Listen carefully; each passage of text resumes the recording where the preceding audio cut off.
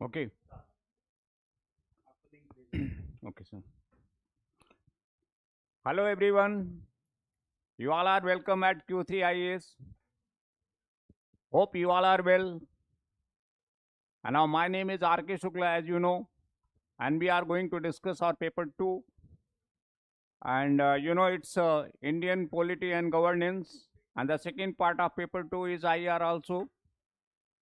And as you know, this is one of the higher scoring paper. As far as your paper 4 is concerned, that is the highest scoring among 4. But as far as the paper 2 is concerned, it has also a higher potential. So you can easily score 50% plus in paper 2 and more than 50% in paper 4. And I feel very honored and very privileged to teach you paper 2 as well as paper 4. And along with both papers, I will be also taking your essay paper.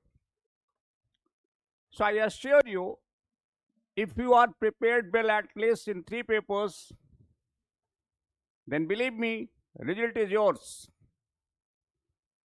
What is important is to score at least in 3 papers. Once you are able to score in paper 2, paper 4 and in essay paper more than 50%, then it constitutes almost 450 marks. 3 into 1 into 0.5 will be your 450 marks. Or minimum you can assure 375 marks. So what is important is, dear students, is to score in paper 2, paper 4 and essay paper. Along with it, I know that our team is, well equipped, and our team is not only well equipped, but also they are very efficient people. They are very experienced teacher. And even, paper 1, there are the experienced teachers. Dr. Pandey sir is there. And in geography, some other teachers are there. Mr. Dobhal is there. So in paper 1, even you can score higher marks if you are at our own platform Q3 IAS. So in a paper 1, you can also score more than a 40% easily. I mean, more than 75 marks out of 250, approx 100 you can score easily. And if you are able to score in a paper 1 100 plus marks, and in a paper 2 minimum 120 plus or 125 plus, and in a paper 3, although we have very good teacher in paper 3 also, you will be surprised to know that even the most of in paper 3, more than the 50% portion of paper 3 will be taken by Mr. Himanshu sir, and he is he is equally capable.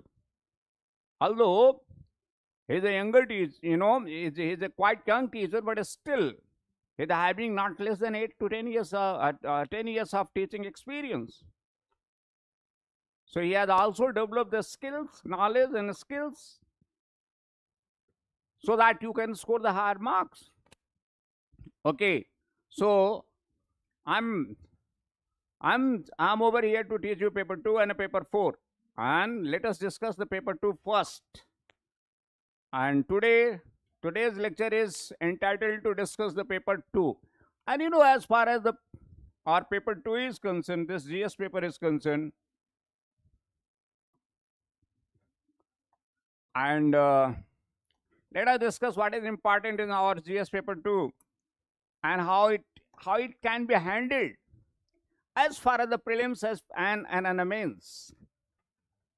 And that's the beauty of this paper, that it covers the major portion of your main exam. Why major portion? I call it major portion because the paper 2 itself is a completely polity, IR and governance, and a bit portion of social justice also. And it covers your interview also. It covers also in a prelim minimum 20, approx 15 to 20 questions. Let us discuss one by one. That's very interesting thing. And it makes sure your success. As earlier I have just few minutes back I have said that if you are able to score in a paper 4 and in a paper 2 and in an essay paper, these 3 papers are decisive and all have the almost similar nature. Okay, and what is the similarity among all 3 papers? We will be discussing and we will be trying to understand what are the undercurrents, what are the underlines, what are the underneath among 3 papers, how these papers can be controlled, how these and how in these 3 papers can be scored. So let us discuss one by one. Now, first and foremost, let us discuss the first paper 2, GS paper 2. In any one of you, if you have, whenever you have any question, you may ask frequently your question. I don't have any problem. And you can give your also your comment. You know, if you have any question, if you have any query, or if you have any, if you want to say something, not even in a form of a question, even in a form of suggestion or in anything, in form of anything, you can say whatever you want to say. Now, come to the point. As far as our paper 2, GS paper 2 is concerned, paper 2, you know, what's interesting in it? In GS paper 2, it's the first part is our Indian polity. Indian polity is the first part. Second part is our governance. Governance. And third part is, of course, the very interesting, very dynamic, very fascinating international relations.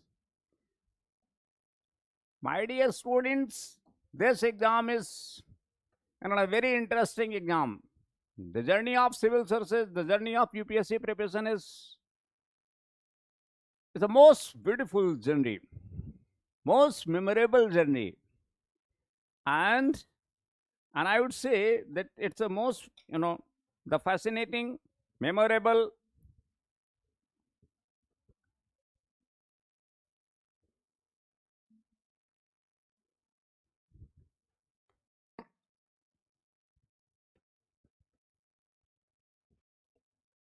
let us discuss one by one.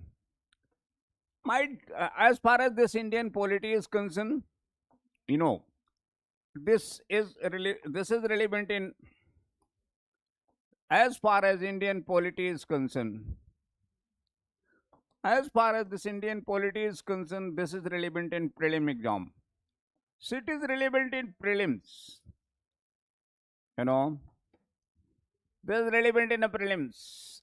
And also, that is part and parcel of our main exam. But before discussing the main exam, let us discuss the prelims. And one by one, if you have any question, if you ask any question, if you have, someone of you have joined me, any one of you there? Any one of you there? If any one of you there, you can ask your question. Any one of you there?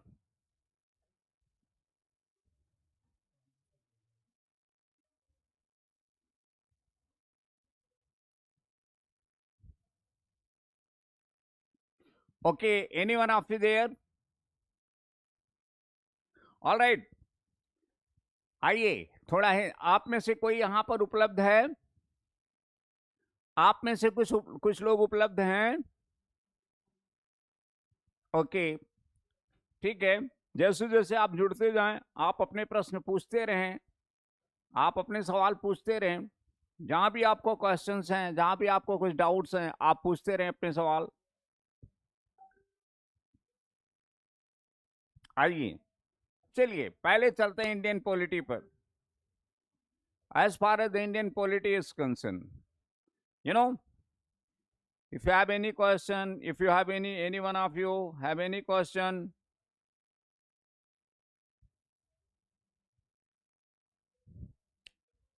all right.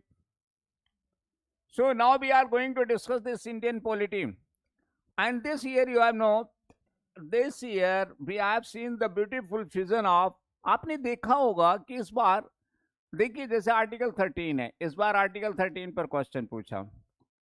आपने देखा होगा कि article 13 पर question पूछा था, और particularly class 2 A and B, class 2 A and B, sub class A and sub class B, class 2 sub class A and sub class B, and definition of law. आपने देखा होगा क्वेश्चन डेफिनेशन ऑफ लॉ पर पूछा था, और एक ने बोला था, ए ने बोला था, ए में डेफिनेशन है customs, rules, regulation and all that. एक में है प्रोसीजरल लॉ, एक में प्रोसीजरल लॉ है, द लॉ लेजिस्लेटिव लॉ है, और दूसरे में आप जानते हो बी में कस्टम्स एंड ऑल दैट है, customs, traditions and all that. और आप जानते हो बहुत खूबसूरत सा आंसर था, a debate has been asked between A and B.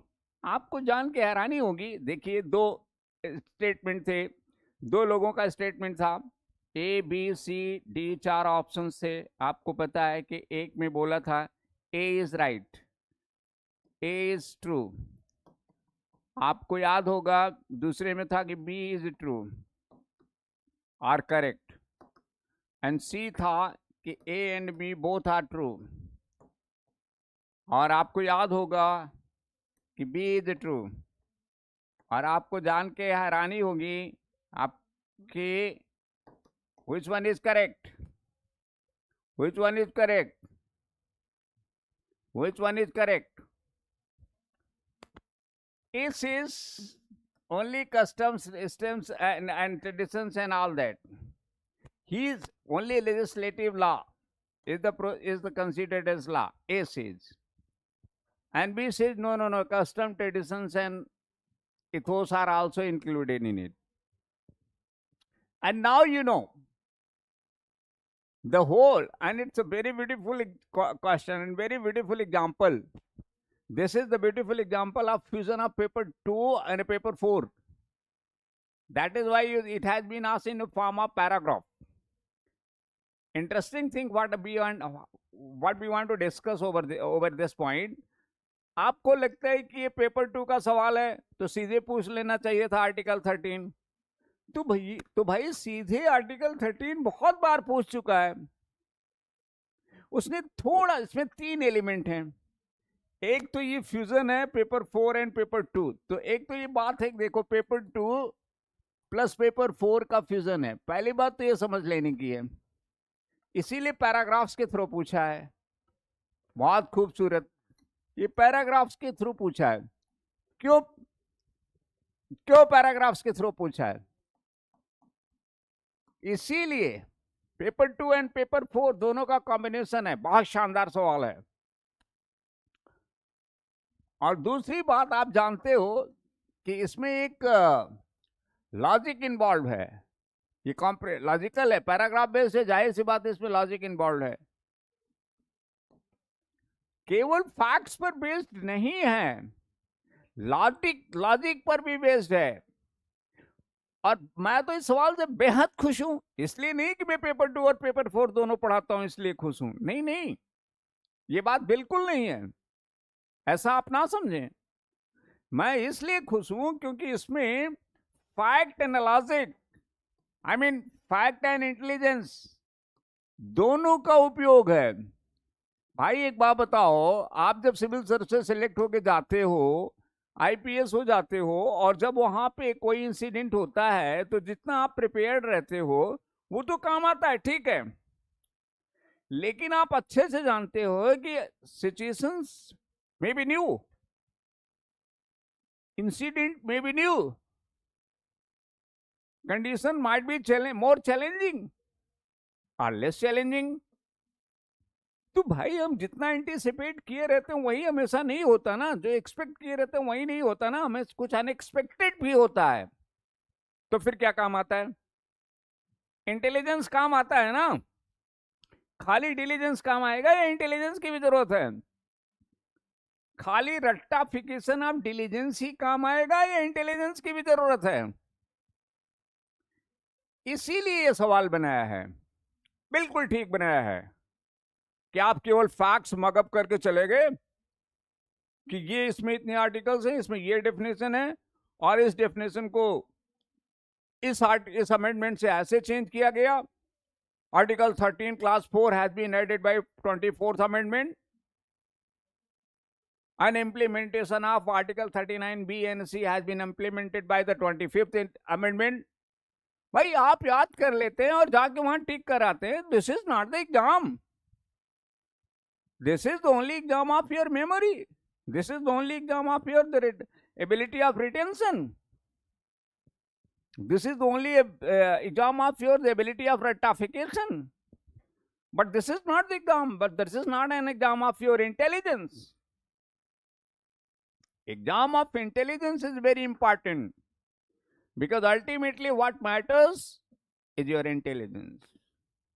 I think you understand. There is a vital role of intelligence in our life. The things do not happen according to our expectation always. No, not at all. So intelligence, of course, intelligence is needed. Of course, intelligence has its own importance. And so I think you understand. This is the combination of the fact and intelligence. By mugging up only the facts, you cannot make it correct. And where is the role of intelligence? See, ये कह रहा है कि केवल ए सही है. आप जानते हो ए सही तो है, लेकिन केवल, अब फिर कह रहा है लेकिन केवल ए सही नहीं है. ये बात सही है. बी भी सही है, क्योंकि क्लास 2 सब क्लास 2 जो बोलता है वो बी कहता है, तो बी भी सही है. इसीलिए उसने आंसर तुरंत सी दे दिया कि A and B both are correct. और आपने मैक्सिमम बच्चों ने ये सी आंसर किया कि यस इट इज करेक्ट. ए और बी दोनों सही हैं. आपको यही लगता है, पर क्या ऐसा है? पैराग्राफ पढ़िए, पैराग्राफ पढ़िए. पैराग्राफ में लास्ट सेंटेंस लिखा है कि but A was not convinced. When B says no, custom and traditions are also part and parcel of the definition of law, then A was not convinced. Then how you can say one can say or you can say that A and B both are correct? Can we say? No. Because only B is correct. B accepts A and asserts one's own point. But it doesn't assert the points of, it doesn't say that the A is, no, it does not deny the A. It accepts A and it accepts B and asserts one's own statement. So B is true. This is not correct. This is correct. I think you understand. I think you understand. An interesting thing is, later on you know that in class, this is very important, Article 13. This is part and parcel of the fundamental right.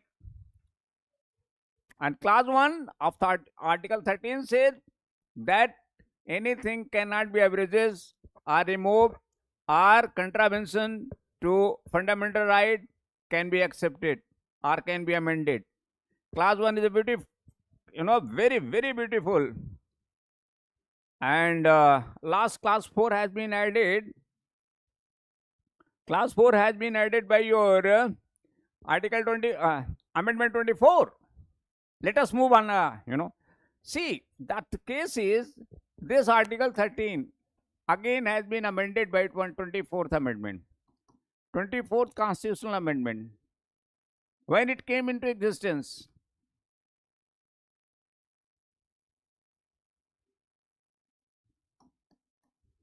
Constitutional Amendment.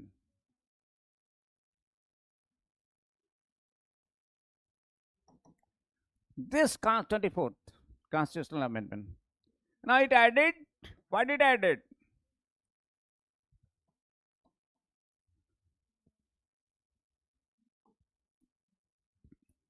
Article 13, Class 4.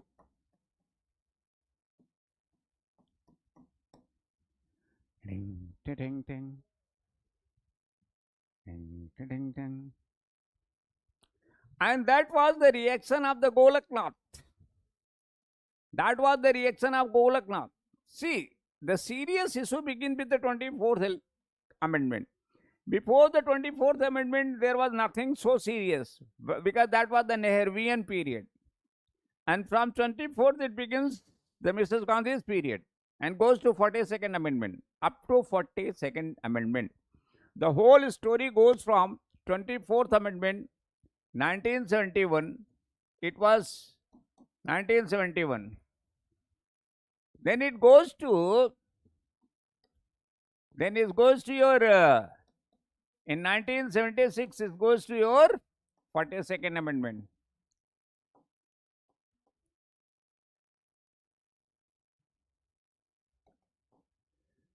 Okay, so the whole story begins from 71 and ends in 76, and again came back in few amendments again after 78 for 4 years again. But the serious issues involved in 44 to 24 to 42nd.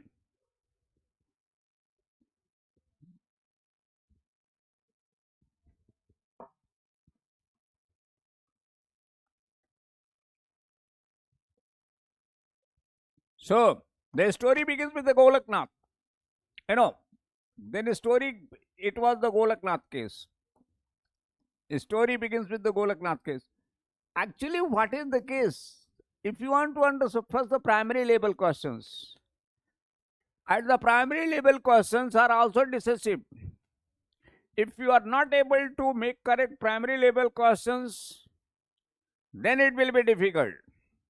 Because primary level questions are taken for granted that you are quite comfortable with the primary level questions. Then not only the primary level questions, but also if you are able to make correct at least 50% of the secondary level questions, then you can expect. I mean, what is the case? The case is you have to have a control, you have to have a total control over the primary level questions.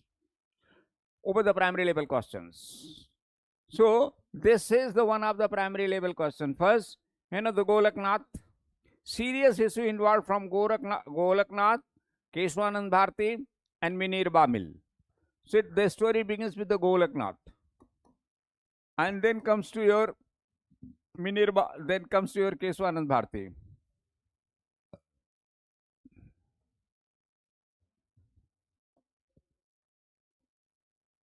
Keshwanand Bharti. Then comes to your Keshwanand Bharti. Then comes to your Minerva Mill.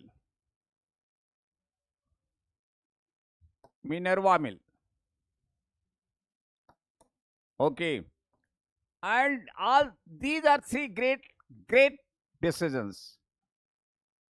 And these are three great decisions. And particularly your Keshwanand.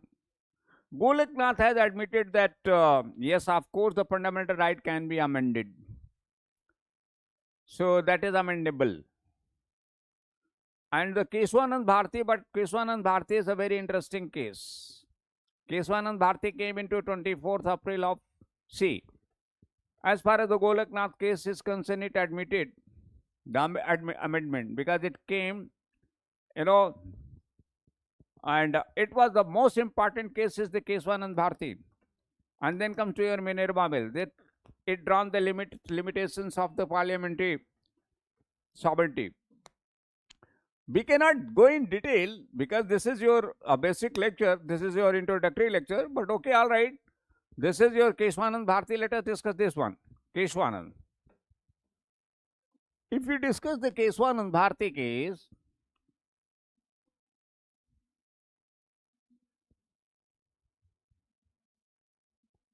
Keshwanand Bharti case. it is one of the, wow, why it is known. And when it came 24th of April. 24th April. This was the historical day, 1973. This was the historical day when it came, and it was a 9 judges bench decision.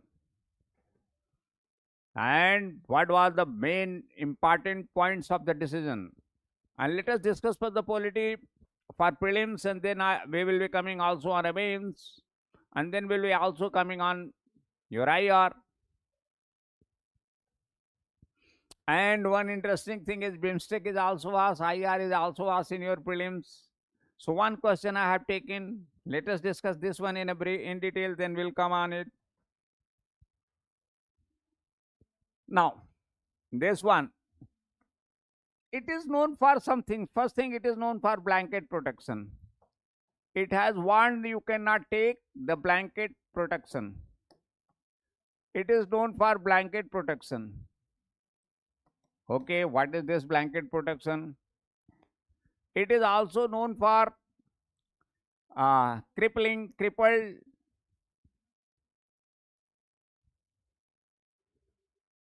and it is also known for the limitation of 25th amendment. It crippled the 25th amendment.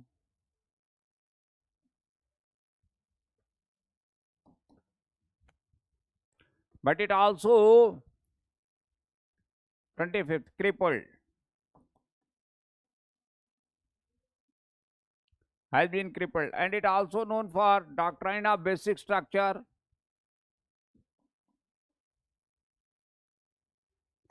Doctrine of basic structure. Doctrine of basic structure, you know. It is also known for doctrine of basic structure. And what is it? And what else it is known for? So it is 1, it is 2, it is 3, and one more thing it is known for. Okay. And doctrine of basic structure. Okay. And that's it. So what is this one? Do you know? In 9 prelims, it may be asked the question that case 1 and Bharti is relevant for what? On these 3 sections, on these 3 points, separate question can be made. And this is the very basic question, and this is the very basic case. For example, when you say that the blanket protection, it has been said for the 9th schedule that anything cannot be put into 9th schedule. You know, it cannot be put into 9th schedule.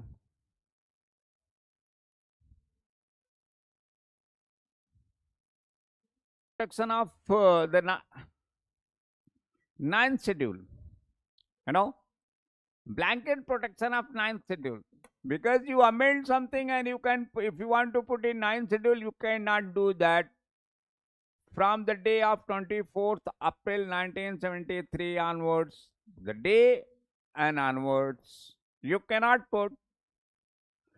Okay, this is the first thing what the Keswanand Bharti warned.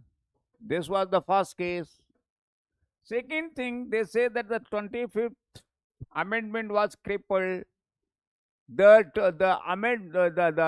it was 25th was done, has been for they implemented the for the amount, a certain amount, but this amount has to be defined. It should not be confiscatory. It should not be confiscatory. It should not be confiscatory. It should not be confiscatory. If it is not on the market rate, that it must be adequate. It must be adequate. It must be adequate. Adequate amount. Reasonable amount. Adequate and reasonable. Adequate and reasonable.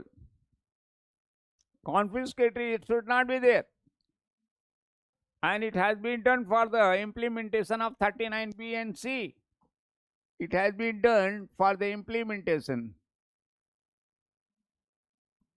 For the implementation of Article 39 B and C. You know, for the implementation of Article 39B and C. And but if you want to acquire the property or the land of any landholder or of any peasant or of any educational institution is an exceptional case. That's a different. That has been defined separately in Article 29, Class 2. That restrict. It has a different. Article 29, Class 1, and Class 2 has the different. This Class 2 gives a special right. As far as the Class 2 is concerned, Article 29, it gives a special privilege. Over here, it has a special privilege. You know, it has a special privilege.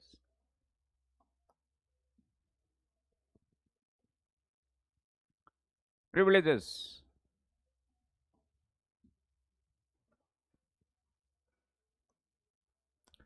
So that's why. So that you cannot undermine it.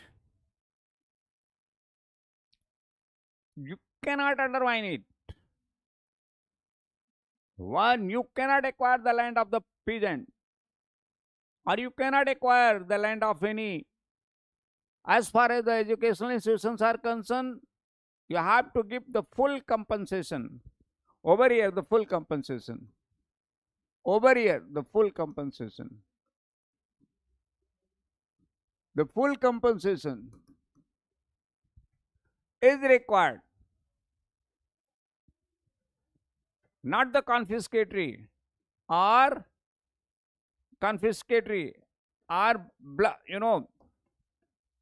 just amount depends on your whims and wishes. So this was the case. That's why it has crippled the 25th Amendment. It has crippled the 25th. That is why the term is used, crippled. And now come to doctrine of basic structure. As far as this doctrine of basic structure is concerned, now this is the third segment of the Keswanand Bharati. The third segment of Keswanand Bharati is that it is for the first time defined the doctrine of basic structure. For the first time, it defined the doctrine of basic structure.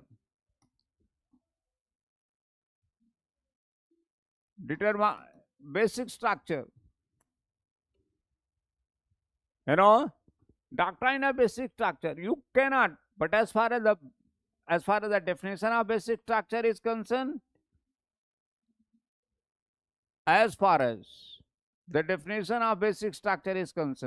Supreme Court says it will be defined by the Supreme Court itself. Supreme Court will define it on the merit of the case by case. Supreme Court is the final authority. The final authority in this contest. Final authority in this contest. Final authority in this contest. Case to case. Supreme Court will define case to case.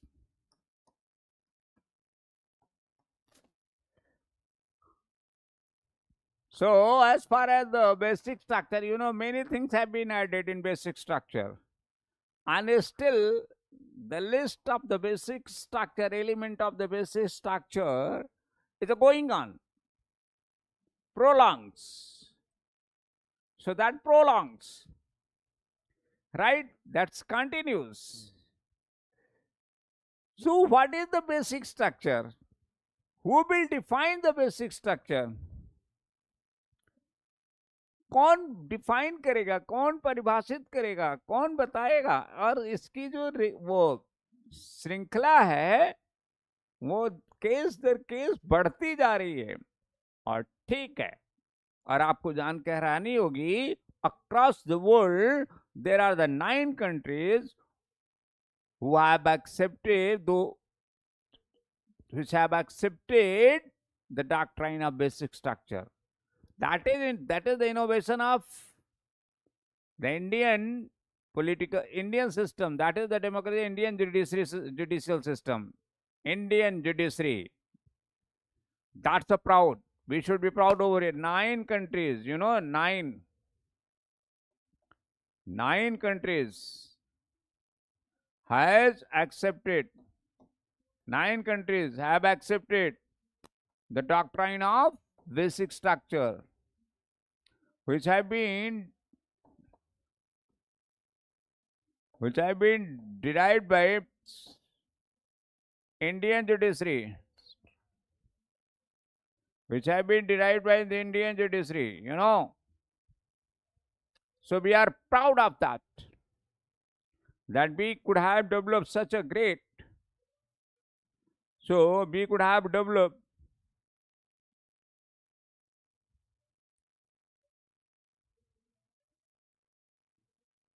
okay. So I think some of you get a bit difficulty in English. So should I speak Hindi only? Should I speak only Hindi or can I go English with English also?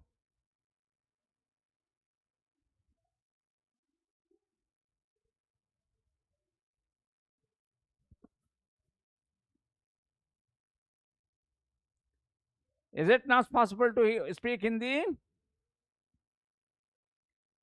Can I go with English also?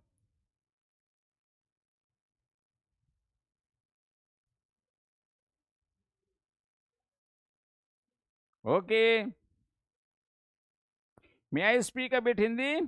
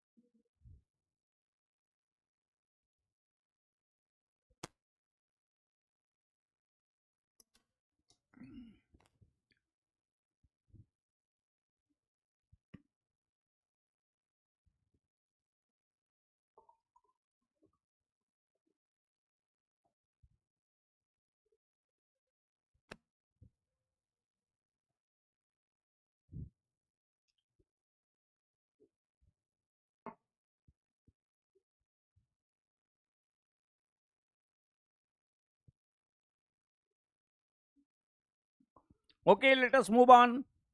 Go ahead. So I think this is one question, one case is sufficient to understand that your basic structure.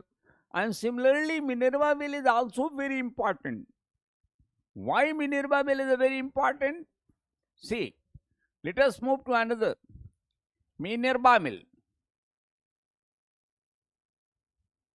Minerva Mill case. As far as this Minerva Mill case is concerned, Minerva Mill case, it came in 1980. It came in 1980 after post emergency. This case came in post emergency. Post emergency. Okay. And it is known for three things. First, limitations on, it is first known for the limitation on the parliament.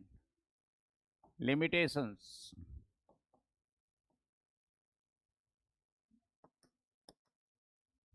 On parliament. Parliament cannot enjoy the absolute power. Parliament is not absolutely sovereign. Parliament cannot enjoy the absolute power. No. Parliament is not absolute. Parliament cannot enjoy the absolute power. Parliament can amend any part of constitution. Any part. Any part of constitution. Of constitution. All right. Any part of constitution. That's right. But the point is, from even Article 368 itself, even Article 368 itself, but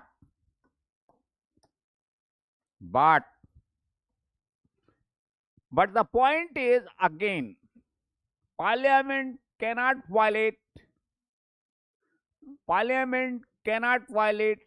the doctrine of basic structure. It cannot disturb the basic structure of our constitution. That is why in the 42nd amendment, now it is against the 42nd amendment. It came against the 42nd amendment. It came against the 42nd amendment, which came into against 42nd amendment. And the 42nd amendment came into 1976.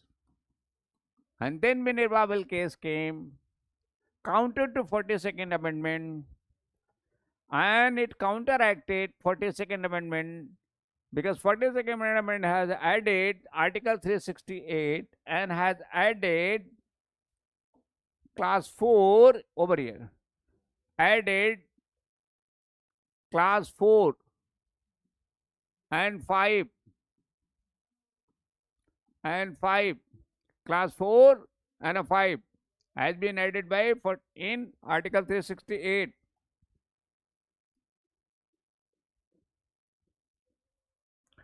In Article 368. And now you know the added 4 and 5, class 4 and 5. The 4 and 5, class 4 and 5 in Article 368, which have been added by the 42nd Amendment in 1976 by Mrs. Gandhi, has been repealed by the Minerva Mill.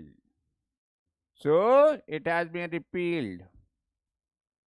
It has been repealed by the Minerva Mill, you know. Repealed by the Minerva Mill. Repealed by this case. So, they have repealed it. And and warned the parliament that you cannot enjoy the absolute power, and also said that you cannot, and also said that the parliament has the only limited power. The government is limited and the parliament is limited. That's very interesting.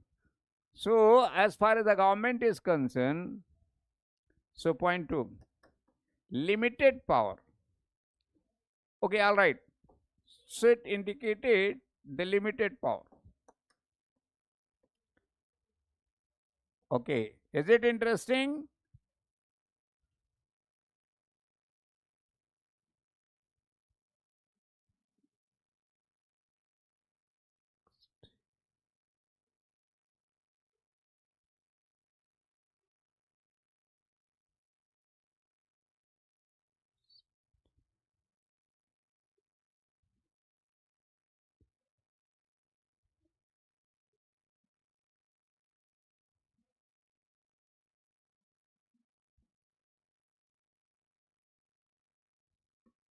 Okay.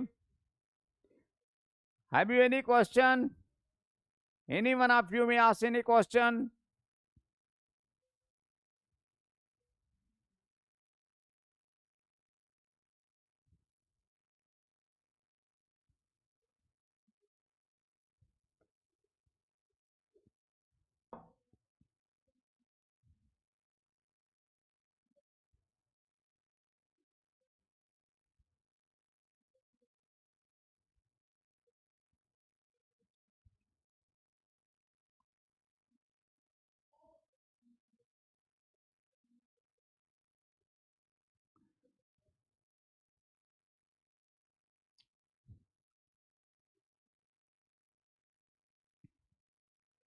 Okay.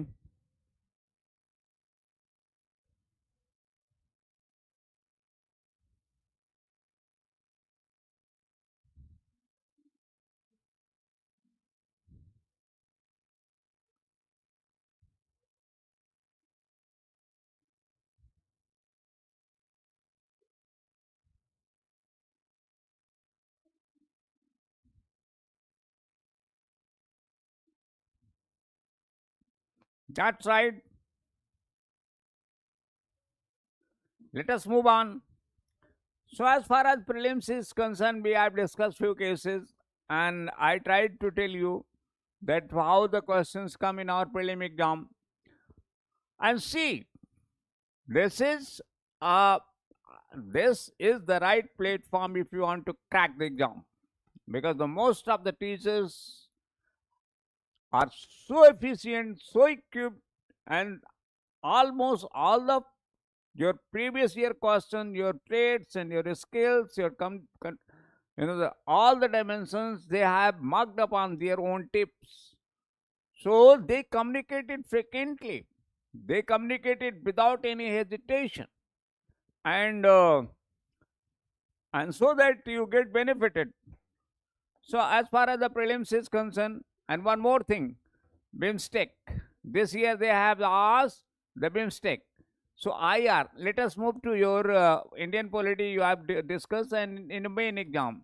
As far as the main exam is concerned, if you say in a mains, what is the role of Indian Polity?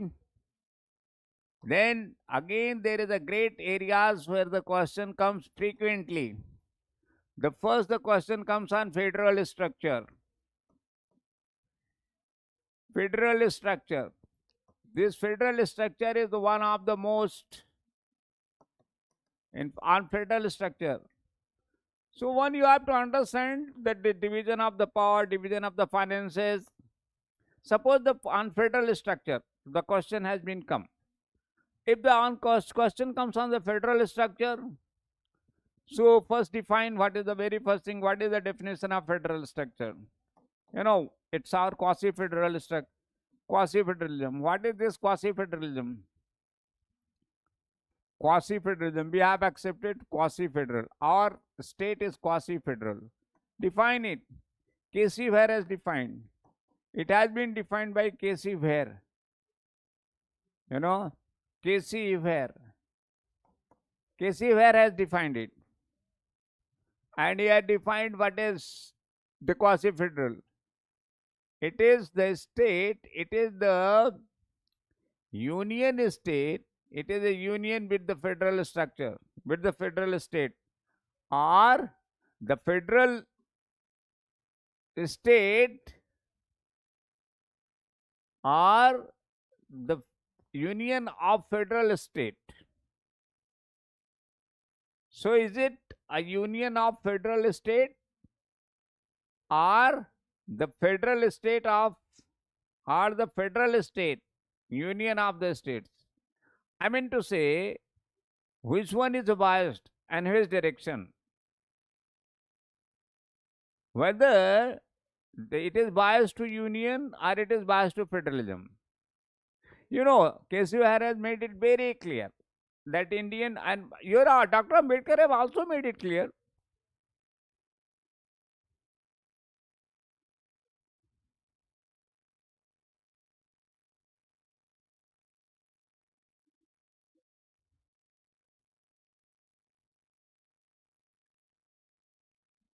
Okay. So as far as you know, the Dr. Ambedkar has also made it clear that we are the, you know why it has been made clear. You have a right understanding about your federalism. And federalism is a big concept. Canadian constitution has federal, is federal. Australian constitution is a federal.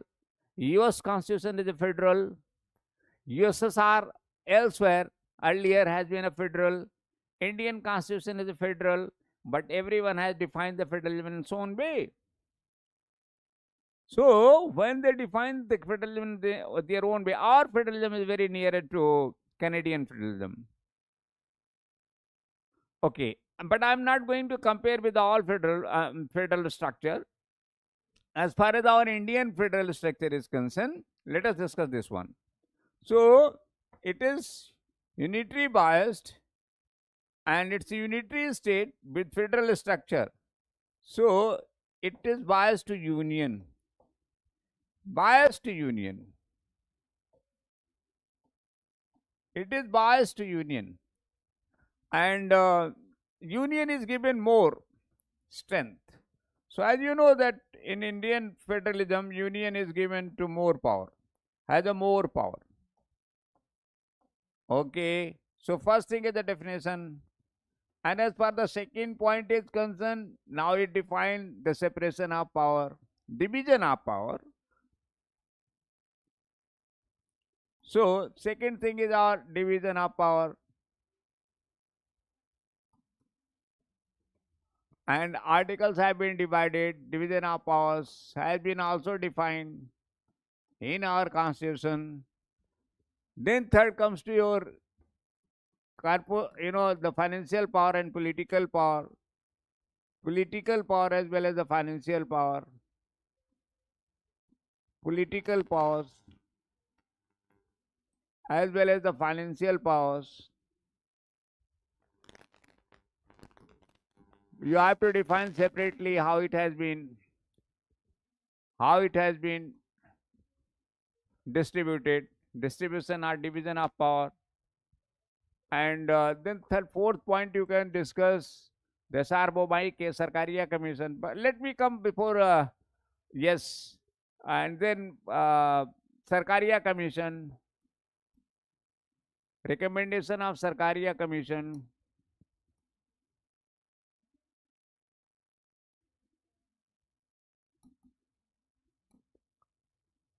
Sarkaria Commission. Then come to your SR Bomai case. Over here, SR Bomai. SR Bomai case. So, and then estimation of, then demand of the states. More demands from the states.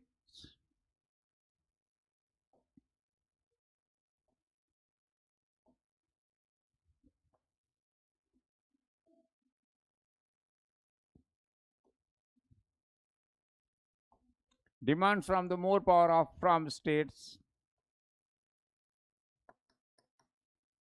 And estimation criticism, and finally the estimation. I think all these points are sufficient to write a good answer. Estimation.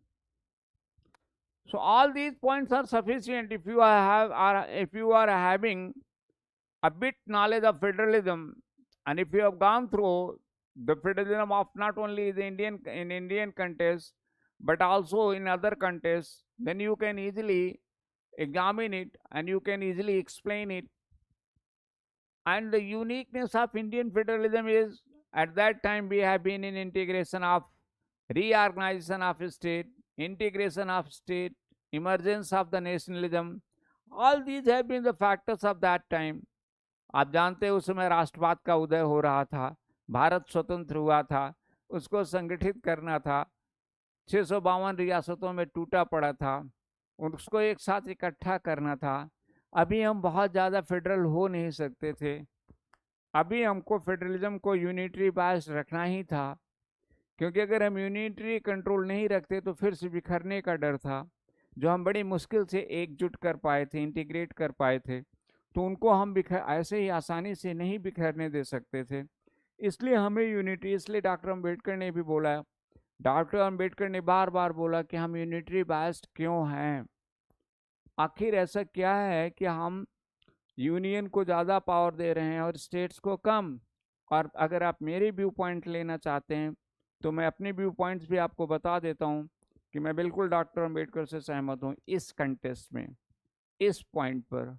Doctor Ambedkar was absolutely right. He was absolutely correct. And okay, and it's not only the matter of the views of Dr. Ambedkar, it was the matter of the views of the whole Constituent Assembly. One man was not decisive. That was a completely, this Constituent Assembly was a completely democratic institution. Decision has been taken on the basis of majority, on the basis of consent, after debating each and every article. So that was not a personal decision.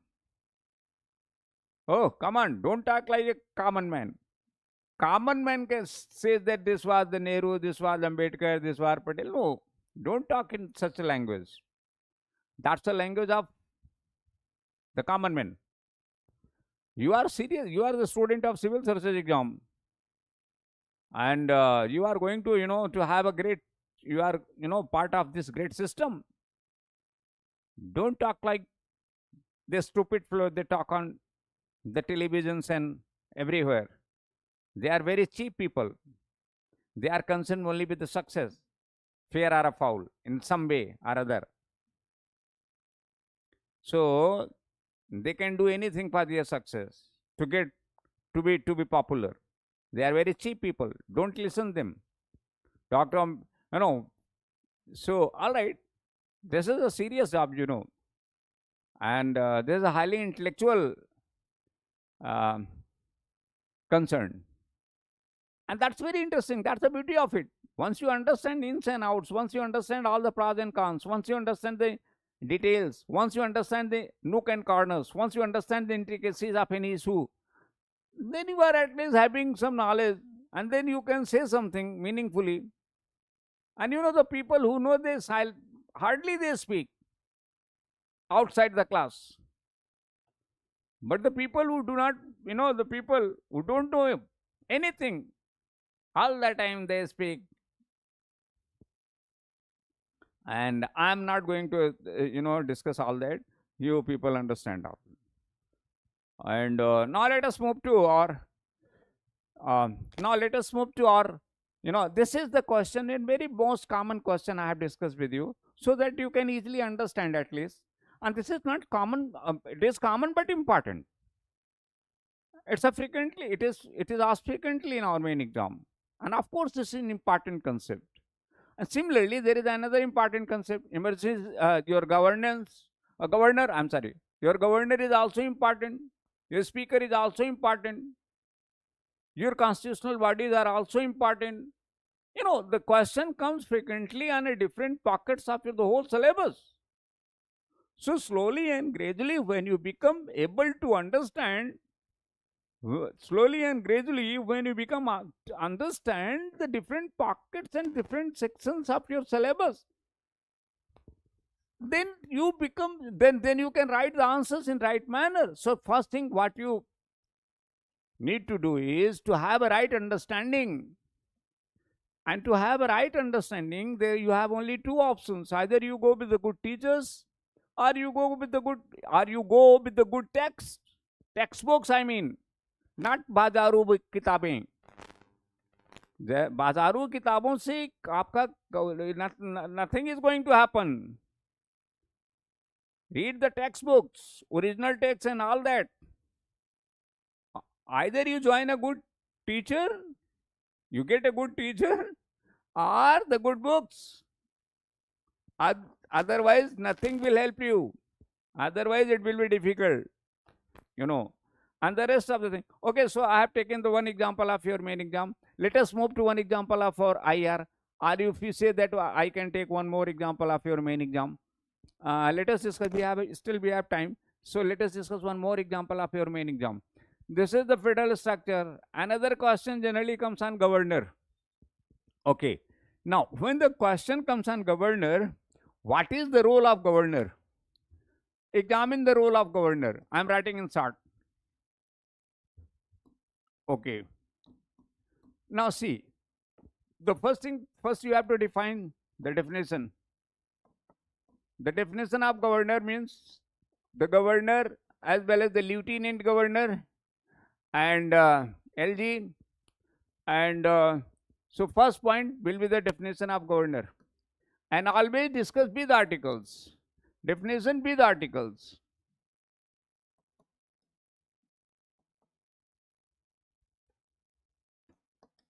And with articles. First thing what you need to do is the definition with articles. Governor as well as a lieutenant governor. Okay.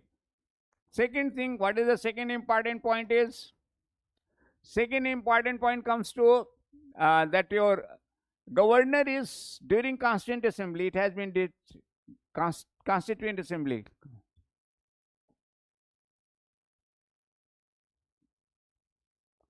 Constituent Assembly. You know, in Constituent Assembly, it has been discussed why governor. Why? Because the reason. What were the reason given? And first thing, this governor, why elected? First thing, why governor? Second thing, why nominated, not elected? Why not elected? Nominated. Why it is nominated? Why it is appointed? I'm sorry, not nominated, appointed. Why it is not elected? Elected, but appointed. Okay, I'm coming on it to discuss, but let me complete it first then.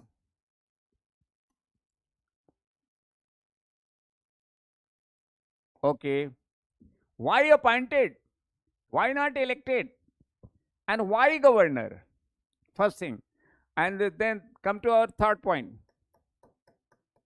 Third point, the powers of governor. Powers of governor.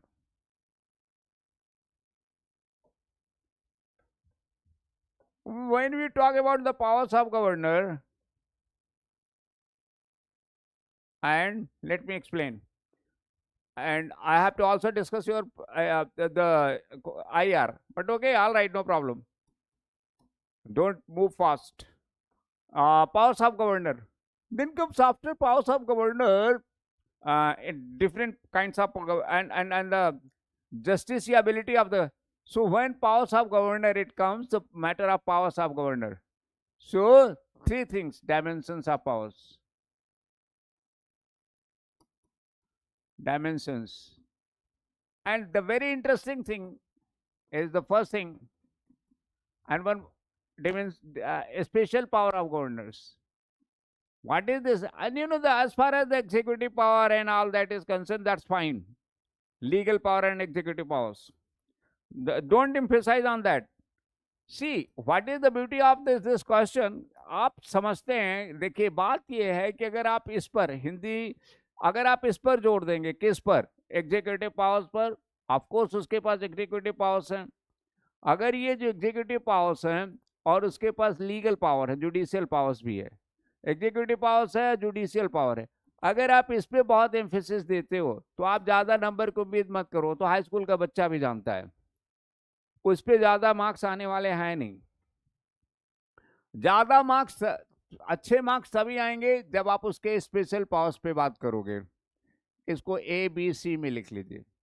जब आप उसके special powers पे, आप जब तक उसकी special powers की बात नहीं करोगे और जब तक आप उसके डिस्क्रिशनरी पावर की बात नहीं करोगे और तीनों में डिफरेंस नहीं क्रिएट कर पाओगे, डिस्क्रिशनरी, यहां पे डिस्क्रिशनरी पावर, डिस्क्रिशनरी पावर, उसके पास डिस्क्रिशनरी पावर क्या है, और लास्ट में जस्टिसिएबिलिटी ऑफ हिज पावर, और लास्ट में हम चलेंगे तो देखेंगे जस्टिसिएबिलिटी ऑफ हिज पावर. जस्टिसिएबल है, जस्टिसिएबिलिटी, you know, in justiciability, justiciability is power. ये बहुत इंपॉर्टेंट है कि गवर्नर के डिसीजंस क्वेश्चनेबल हैं या नहीं है, और अगर हैं तो किस केस के बाद ये डिटरमाइन हुआ. Then you have to discuss the cases, some cases and 5, 6. Then you have to discuss some cases, and you know the cases, whether it is the case of Kalyan Singh government and Romesh Bhandari, whether it is the case of your Bihar government and Nitish government for the first parliament test, or you know, this is Jagdambika Pal, the case of Jagdambika Pal, or Kalyan Singh and Jagdambika Pal, or it has been in Bengal also in very early age, in 50s. So many cases are there from then and now. It has been discussing whether the governor's right are questionable or not. And now you know that the governor's discretionary power is also questionable. That can be challenged in a court of law.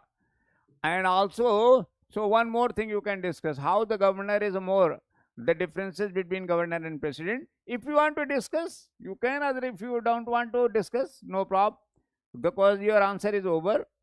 But if you governor versus, if you want to governor, and if you want to compare governor and president, you can compare. And power of ordinances are there, and the veto power, ordinance power.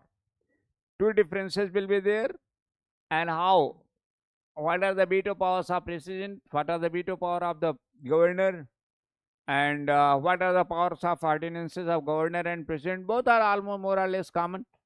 So see, if you understand the concept and if you know how the dimensions can be open, but for that, my dear students, you need a right understanding. If you are having, once you are having right understanding, in-depth analysis, then it becomes very easy. Then it becomes easier to discuss. But if you are not having the right knowledge, right understanding, okay, then it will be difficult. And in this context, we have to also discuss the schedule 5th and schedule 6th. Okay. And now let us move on. Now we can take another question concerning, we can discuss one more question or related with the IR. Okay, let us discuss one question here. What are the dimensions of the Middle East? What were the mandate states? One more issue we will be discussing in short. See, as far as IR is concerned, it's a more interesting. It's also very interesting. International relations.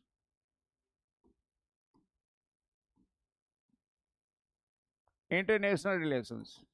See, as far as internet, for example, discuss the Indo-Israel relation. Indo-Israel relation.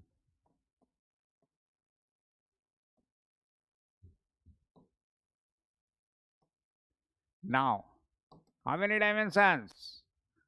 That's very interesting. Try to understand. On one hand, India has a relation with, you have to discuss, first you have to discuss the relation with Iran. Because, and you have to also discuss India relation with US. And you have to also discuss the Indian relation with Russia. And you have to also discuss the relation with Israel. So how? What is the interesting? Because first thing you have to understand, there are the war in between Iran, Israel. So you can, first, this is the point one, you can discuss. See the point two. At point two, you have to discuss the conflict between Iran and Israel. What is the conflict between Iran and Israel? This is very complex issue. Iran and Israel. Israel is conflicting with what? Lebanon. It has some problem with Lebanon.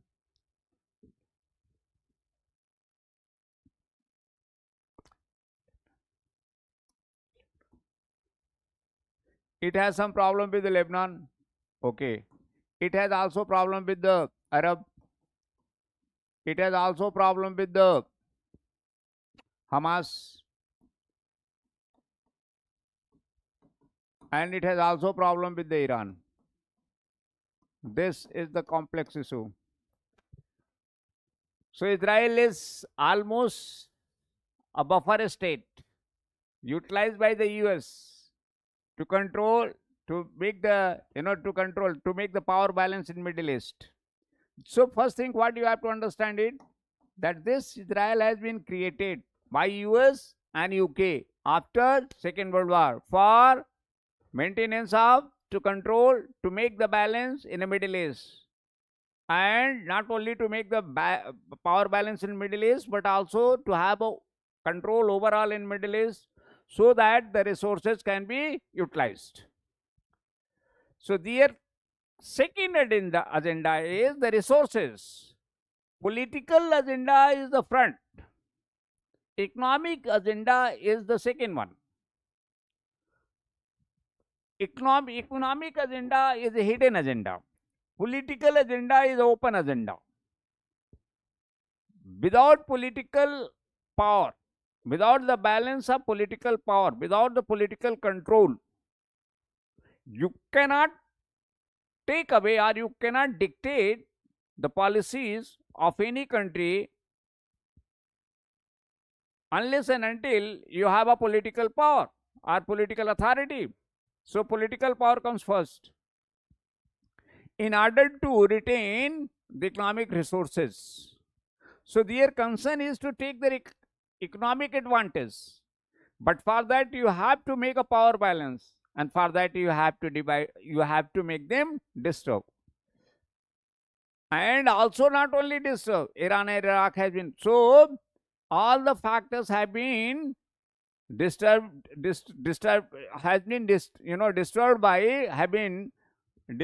your Israel. But you think that Israel, why Israel is always fighting with all these countries? Israel is that's a tool of yours. So Israel has been established by US and UK after Second World War as a tool in order to control the Middle East. And why Middle East? To control Middle East? For natural resources, for natural resources and power balance. Natural resources and power balance. Power balance, my dear friend, power balance and natural resources, both are equally important. Why Donald Trump, conquered, the almost, you can say, extorted the president of Venezuela? Kyun? The Venezuela is a part of highest, is one of the largest producer of the fossil fuels. That is part of the part. That is a member of OPEC. That is the part of the first 6 member of OPEC. So slowly and gradually try to understand, my dear friend. So this is the first thing you can discuss.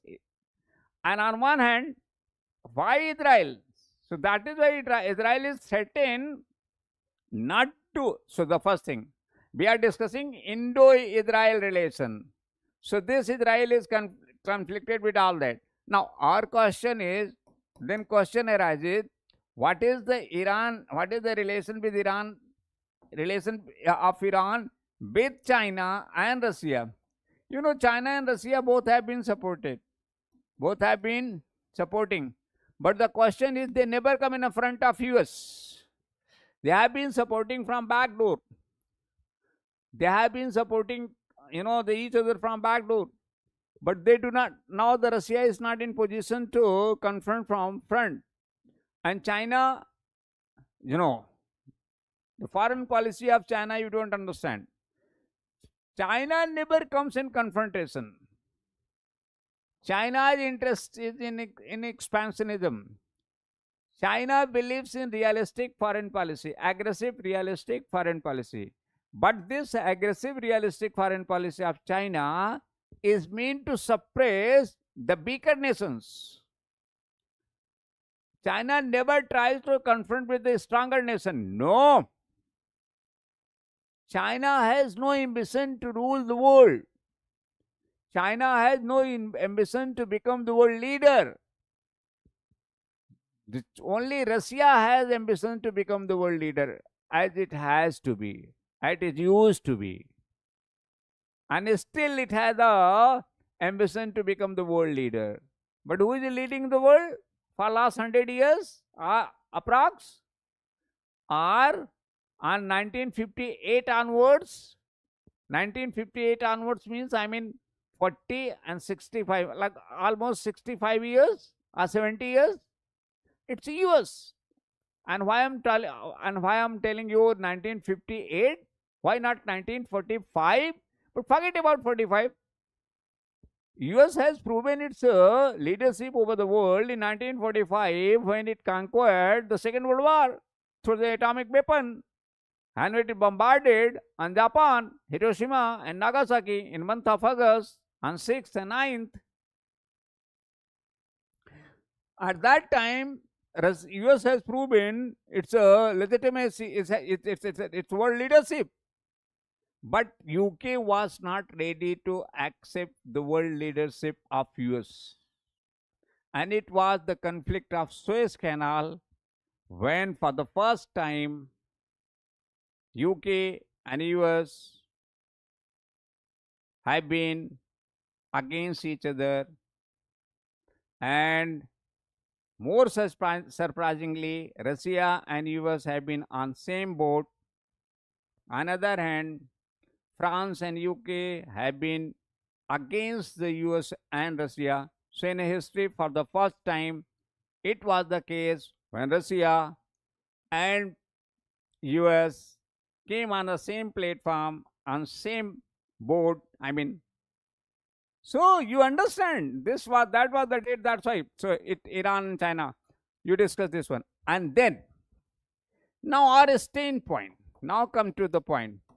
Why India is now in such a scenario? India has also a not very good relation with India, and in one paragraph you can discuss simultaneous India, US with Russia. On one hand, in 20 words, 2 lines with the US, and in 20 words, 2 lines with Russia. And after discussing all these things, now you can discuss the core issue. What is the core issue? India and Israel. Why India? What the India? What the standpoint have taken by the India? What were the standpoints that have been taken by the India? India and Israel. I do, as you know, right now the Indian foreign policy is a pro-Israel. Try to make a balance, but this balance has been disturbed. I have no problem to criticize the Indian foreign policy at this point. It could have been made more balanced. The decision should have been more balanced, but this balance has been disturbed. Even our Jaishankar claims that the balance has been maintained, but I think that this balance has been disturbed. And you can also, understand it easily. And it has become the pro-Israel, rather not against Iran, but pro-Israel. Not against Iran, but pro-Israel. As far as the Iranian issue is concerned, India remains silent. But as far as Israel's issue is concerned, India remains active. So masses has been realized by and at the last moment, at the funeral of the Khamenei, chief of the Iran, and at his funeral, for the first time India has expressed its gesture, and very soon Iran has also replied, and Iran has given a big thank to India.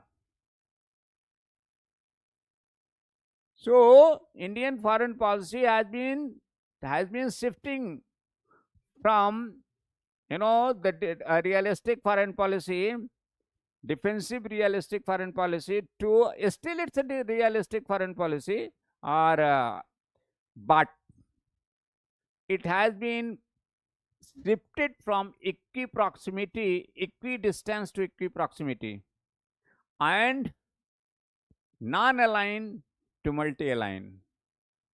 As far as the non-aligned to multi-align is concerned, that can be also mentioned in your answer, and you can take either of the standpoint. And as far as your equidistance to equiproximity is concerned, you can take again any standpoint. But I would say that equidistance is far, far better than equiproximity. Equiproximity means what? Okay, if you go with equiproximity, then you have to make the balance. But you cannot say that you are closer to everyone. Time and the movements and incidents come that determine your standpoint and direction. So be firm on your standpoint and direction, because the world is witnessing every movement also. So when you move, when you put your even a single step, or you don't take even a single step, you remain silent, don't think that world is not witnessing.